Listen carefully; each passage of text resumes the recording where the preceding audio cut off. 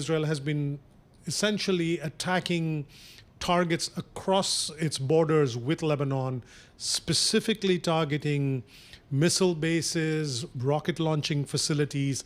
It's all designed to reduce Hezbollah's ability to strike at Israeli targets. Israel says that the objective is to allow Israelis who had been living close to the border and who for many months now were forced to leave their homes. It's that this entire campaign is designed to allow those Israelis to go back to their homes and live in relative peace. But depending on how you want to look at it, this can also seem like an attempt to soften up Hezbollah for a larger campaign by Israel, whether that is a ground campaign or a campaign from the air. It can give that impression. What has the Biden administration said about these latest airstrikes? Because I know that Joe Biden just gave his final address to the UN General Assembly this week. Well, the Biden administration for months and months now has been saying pretty much the same thing. On the one hand, it continuously repeats the shibboleth that Israel has a right to defend itself, as it does. But at the same time, it says that Israel should not escalate tensions in the region with its neighbors.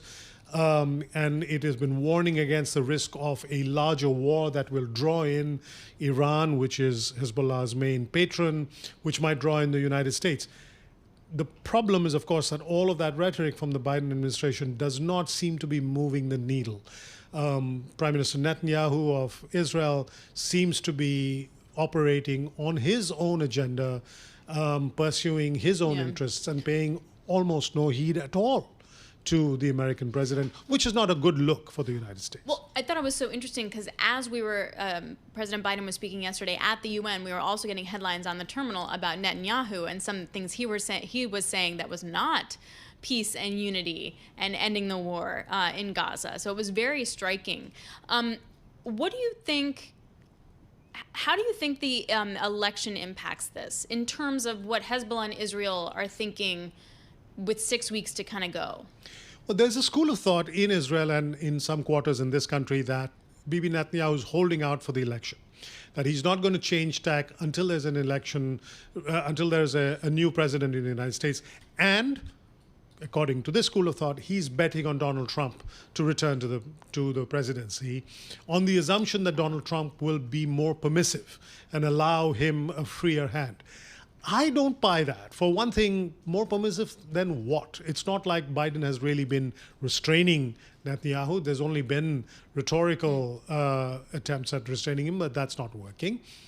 And also, I don't think necessarily that Donald Trump wants to come to the office with a major conflict in the Middle East to deal with. Remember, the big part of his message to his voter base is America first. The United States should not get involved too much in foreign affairs, should get out of old conflicts, particularly in the Middle East.